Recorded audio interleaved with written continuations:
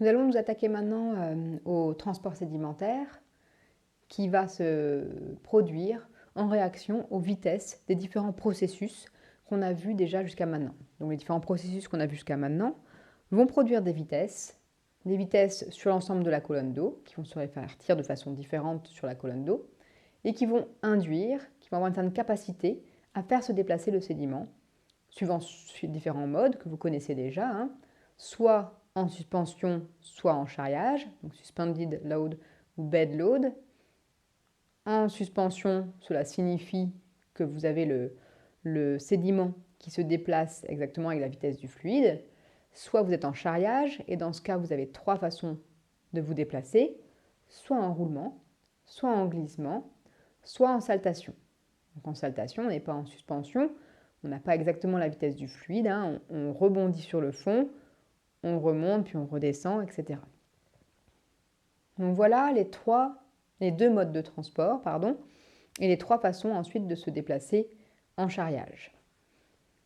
Pour se déplacer de cette manière, il a d'abord fallu être mis en mouvement. Donc pour la mise en mouvement, forcément, ça va se passer où? Ça va se passer sur le fond. Le fond communique, si on peut dire ça, avec le fluide via ce qu'on va appeler la couche limite. On a une couche limite en surface et on a une couche limite au fond. Le fluide se trouvant entre ces deux limites de domaine, donc à l'air et sur le fond. On ne va pas s'intéresser, nous, à la couche limite de surface, ce n'est pas ça qui nous intéresse.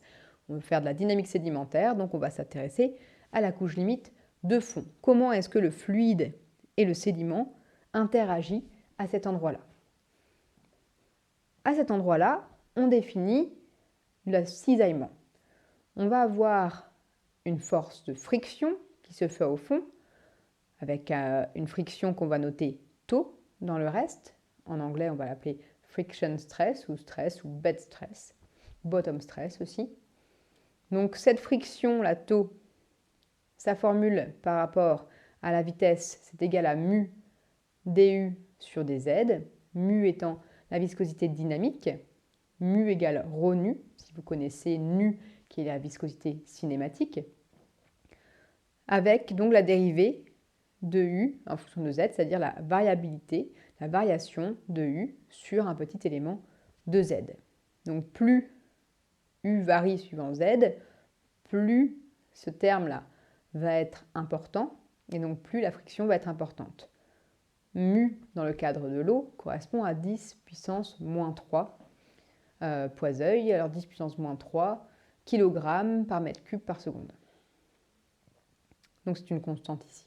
On ne parle pas de turbulence ici. Si certaines personnes sont intéressées par la turbulence, on pourra en parler en dehors de ce cours. Donc en pratique, on va définir ce qu'on appelle la vitesse de cisaillement. Cette vitesse de cisaillement va nous permettre de caractériser dans de nombreuses relations empiriques la force qu'induit le fluide sur le sédiment. Donc on l'appelle U étoile. Donc cette shear velocity, cette vitesse de cisaillement, est définie comme étant égale à racine de τ sur ρ. Donc τ étant défini ici. Donc racine de τ sur ρ. Ensuite, la couche limite. La couche limite est définie de quelle manière? Donc on a une vitesse qui n'est pas influencée par le fond dans la zone libre ici, d'écoulement. Puis on a, peu à peu, la vitesse qui diminue vers le fond. En effet, au fond, on va avoir ce frottement, là, τ. On va avoir un fort frottement au fond qui va freiner peu à peu le fluide jusqu'à la limite extrême, ici en Z0, où le fluide est à l'arrêt. Le fluide a une vitesse nulle ici. Donc là, vous êtes arrivé au fond, c'est là qu'on caractérise le fond. Donc le fond est défini par rapport à cette hauteur-là, Z0, qui est caractéristique. C'est la position où la vitesse est nulle. On définit ensuite la rugosité du fond par Ks. Ks, ça va être la taille caractéristique de la rugosité de fond. Et en général, Ks et Z0 sont liés.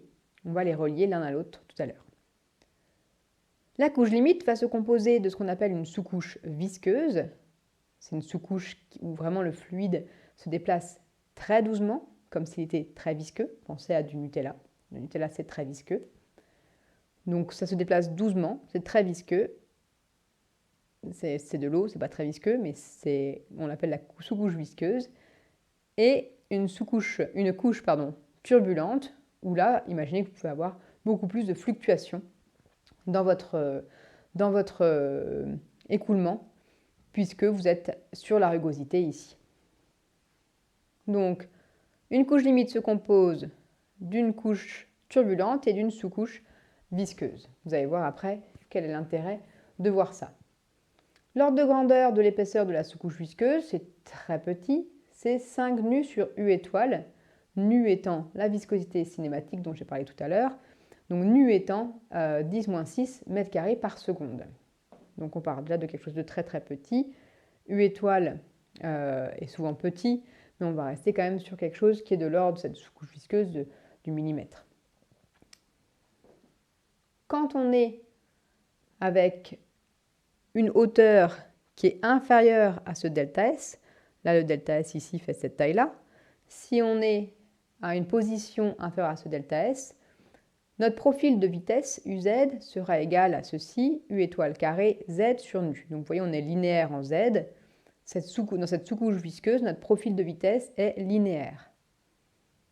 Si on est au-delà de cette sous-couche visqueuse, donc dans la couche turbulente, dans ce cas-là, on est sur un profil logarithmique et notre profil égale 2,3 U étoile sur kappa. Kappa égale 0,4, c'est la constante de von Karman. Logarithme 10, Z sur Z0. L'importance de Z0, ici, c'est de ne pas avoir un 0. Donc, un profil linéaire dans la sous-couche visqueuse, un profil logarithmique en dehors de la sous-couche visqueuse.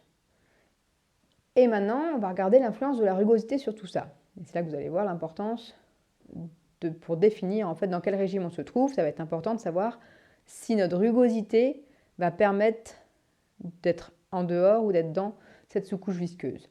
On définit le Reynolds de grain. Le Reynolds de grain, c'est U étoile KS sur nu, donc nu toujours 10-6 mètres carrés par seconde, viscosité cinématique. KS, notre rugosité caractéristique. KS est souvent pris de l'ordre de D50 pour un lit de sable, mais vous pouvez avoir des formulations bien plus complexes si vous êtes en présence de structures sédimentaires comme des dunes. Et U étoile, on a déjà vu, c'est la vitesse de cisaillement, qui est définie par rapport au profil de vitesse ici, du sur dz. On définit différents régimes selon si on se trouve à un Reynolds de grain inférieur à 5 ou un Reynolds de grain supérieur à 70-100. C'est une fourchette. Donc si on est sur un Reynolds de grain inférieur à 5, on va dire qu'on se trouve en fait dans un cas turbulence smooth flow. Donc smooth, ça veut dire quoi? Ça veut dire lisse. On est dans le cadre d'un écoulement turbulent lisse. Et dans ce cas, votre delta S, votre taille de sous-couche visqueuse, va être plus grande que votre rugosité, ici.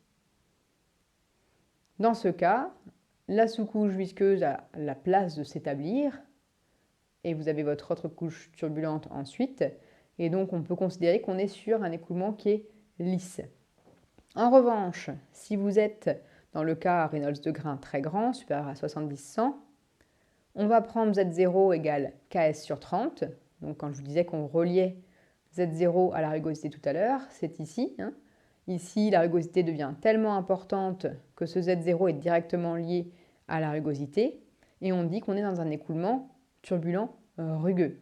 Turbulent rugueux, ça veut dire qu'on est tellement rugueux qu'en réalité, votre sous-couche visqueuse va très mal s'établir, va pas réussir à s'établir correctement et vous allez être très vite turbulent, vous allez être tout de suite turbulent dès que vous êtes au-dessus du sédiment. Donc dans la nature, on est très souvent, dans ce cas ici, un turbulent rugueux et les gens ont pour habitude de prendre directement Z0 égale KS sur 30.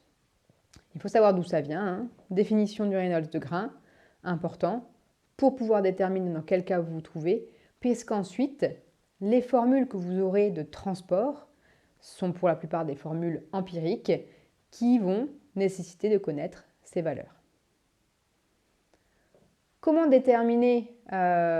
réussir à déterminer votre U étoile et comment déterminer votre Z0 quand vous avez des mesures? Alors, si vous faites des mesures, quand vous faites des mesures sur le terrain, vous allez aller mesurer par exemple la vitesse. Vous allez mesurer un profil de vitesse sur le terrain. Ensuite, ce qu'il va falloir faire, c'est venir tracer vos vitesses en fonction de Z, en fonction de la hauteur par rapport au fond. À 0, vous êtes au fond. Donc si je trace en linéaire, je vais commencer par ça parce que c'est sans doute ce que vous avez plus l'habitude de faire. Si je commence en linéaire, donc je trace toutes mes vitesses et vous voyez que j'obtiens quelque chose qui ressemble en effet à plutôt un logarithme et peut-être quelque chose en linéaire au fond, dur à voir sur un plot en linéaire comme ça. Je trace en logarithme et donc si je trace en logarithme, toujours ma vitesse au fond, mon z ici. Si je trace en logarithme, là je vois bien que si j'ai une droite en logarithme, ça veut dire que j'ai un logarithme. Je peux donc venir tracer la droite ici qui correspond à ma fonction log, la fonction log qu'on avait vue ici. Donc en dehors de la sous-couche visqueuse, j'ai une fonction log que je vais pouvoir venir fitter avec cette ligne rouge. La pente de la droite, du coup, ici, va me donner U étoile, puisque la pente de ma droite, c'est 2,3 U étoile sur kappa. 2,3 c'est une constante, kappa c'est une constante, donc la pente de ma droite va me donner U étoile.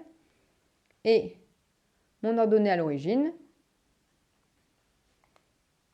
va me donner, l'ordonnée à l'origine ici, va me donner Z0. Donc ici, on fera l'exercice en classe.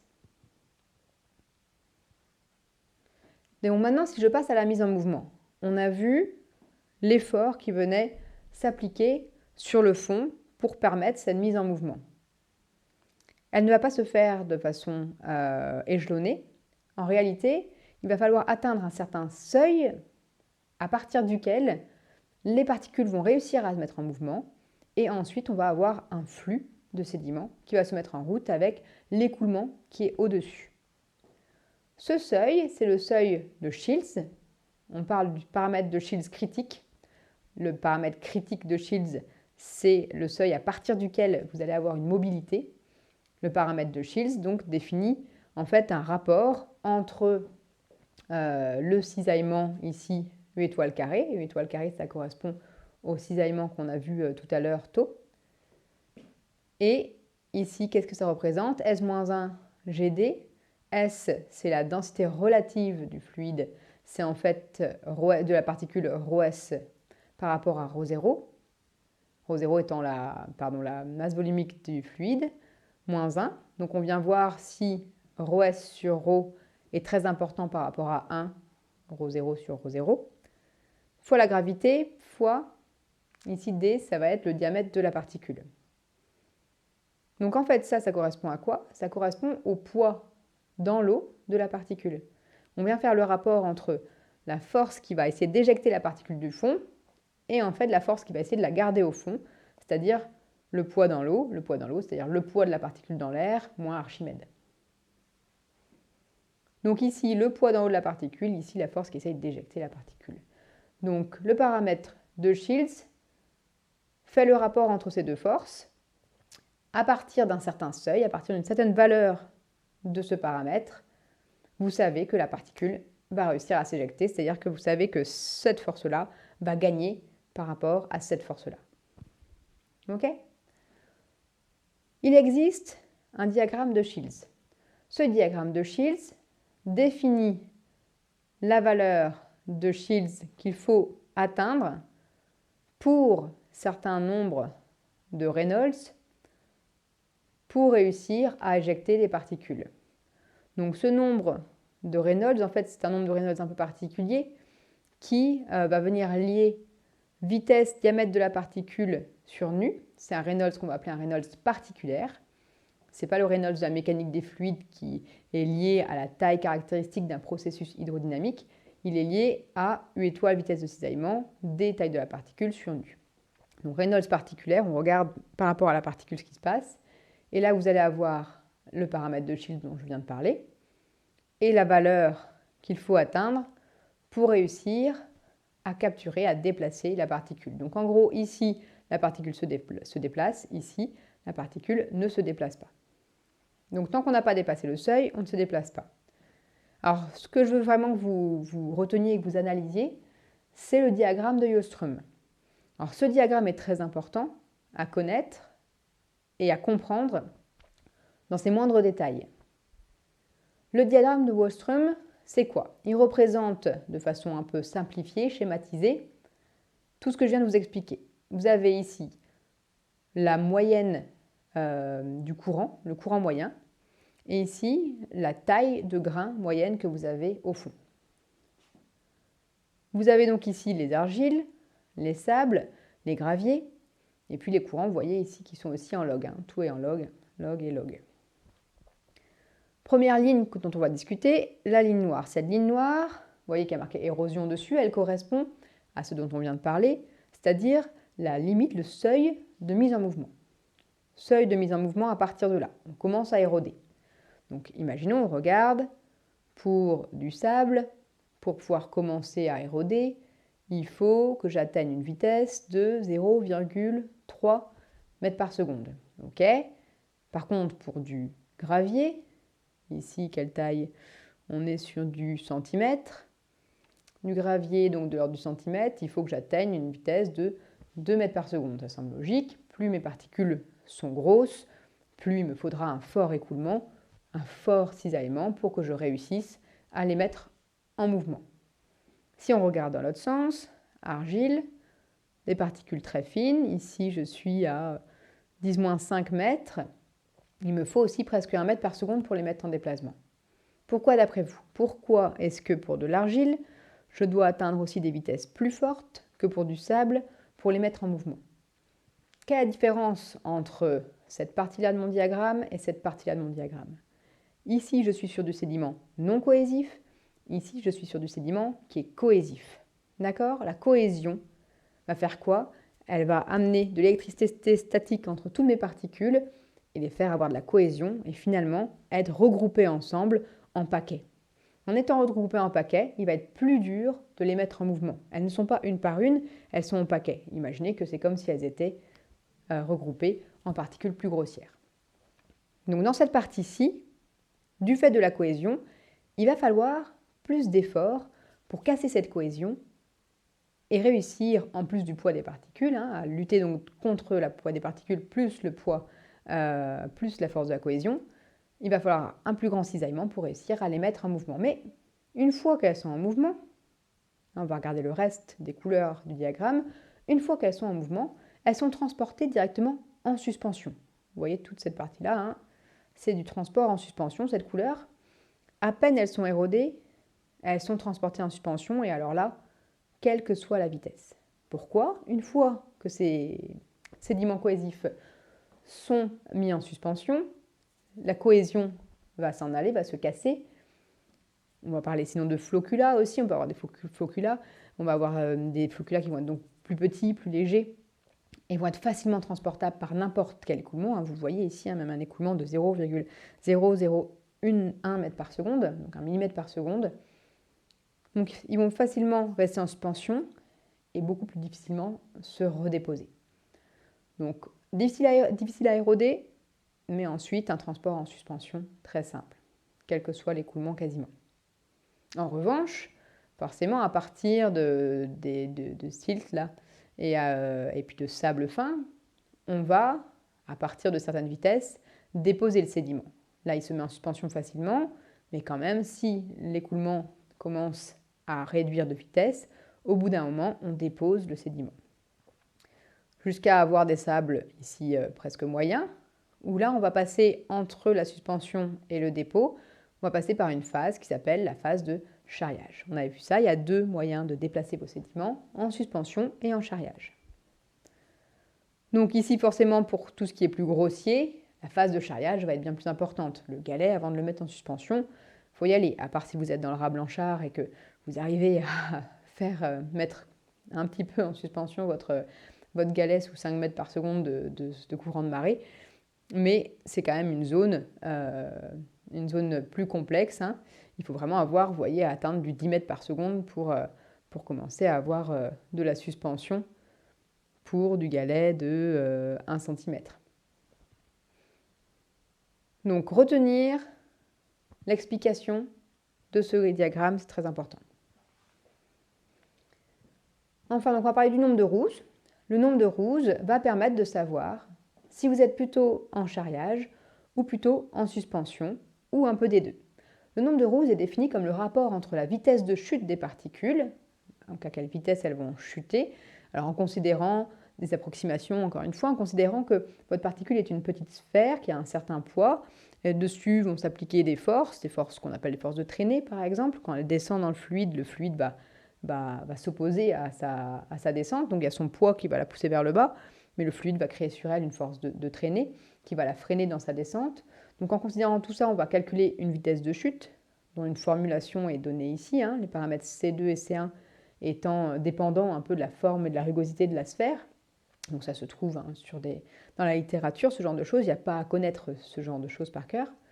Donc rouge par contre important, rapport entre la vitesse de chute des particules et une estimation de la vitesse ascendante des sédiments. Cette vitesse ascendante, c'est quoi? Donc vitesse de chute, c'est une vitesse descendante.